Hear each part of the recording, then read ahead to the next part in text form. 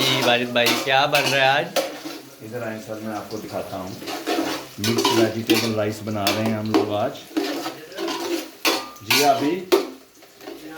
और ये हमने लंबे स्लाइस की तरह काटे हुए हैं। ये कैरेट्स हैं, गाजर है, ये आलू है, ये दालचीनी है, सूखा धनिया सब मसाला इसमें डाला हुआ है। ये चावल भिगोए हुए हैं और ये हमने गोल मिर्च के बड़े बड़े पीस काटे हुए हैं। ठीक है, तो इंशाल्लाह बना रहे हैं हम मिक्स वेजिटेबल राइस। और ये हमने साथ में ये रायता बनाया है आबी भाई ने। छोटे छोटे खीरे, प्याज, टमाटर, अदरक, लहसुन सब छोटा छोटा करके उसका हमने वो बनाया है रायता। ठीक है, अभी इंशाल्लाह ये तकरीबन आधे घंटे 45 मिनट तक हम रेडी कर देंगे इसको।